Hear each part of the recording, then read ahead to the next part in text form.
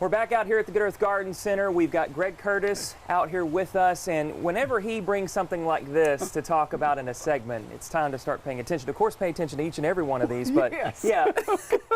What is going on here? Yeah, so the customer brought that in a couple of days ago. Okay. And thought they had a fungus. Upon talking to him a little bit more, what we've discovered is he's actually started killing the root system because of watering way too much. Okay. So we've talked about it multiple times. So I just want to show something this morning. So this is going to be a typical lawn. Okay. And so you pour the water in, and you can kind of see it goes down pretty decent, but it'll go on down in just a minute, it'll stop. So what happens is our homeowners come in and say, hey, the builder put in 4 inches of topsoil. I said, great. But all the work's being done about 8 to 10 inches, 12 inches down. Okay. So if you're in central Arkansas, you're going to have clay. Well, west of 430 or Maumelle, you're going to have clay. In fact, reach right there, that rock. Okay. A lot of chenal and west of 430, we're going to find shale like this. That actually came out of a hole that we dug for a project just a couple of days ago to plant a tree. Okay. So that was down about that deep, which Wow. the homeowner's not going to see. But you can see the water has stopped. So it's reached that clay layer and it's stopped. So too many of our homeowners set their sprinkler in the spring and don't do anything. Then we get 2 or 3 weeks of rain, or a rain once a week for 2 or 3 weeks. The root ball actually starts to suffocate.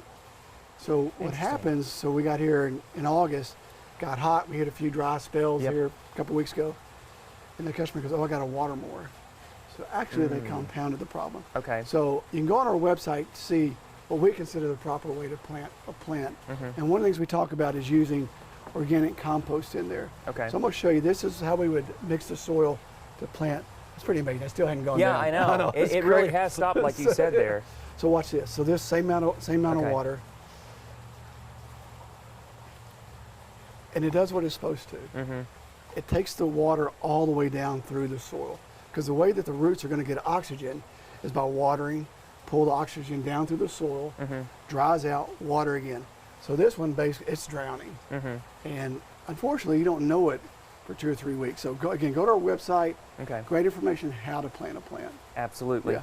And one other thing too is you said invest in one of these. I have one. It's been very useful. $10, it's worth it. I mean, it just shows you what's going on down there.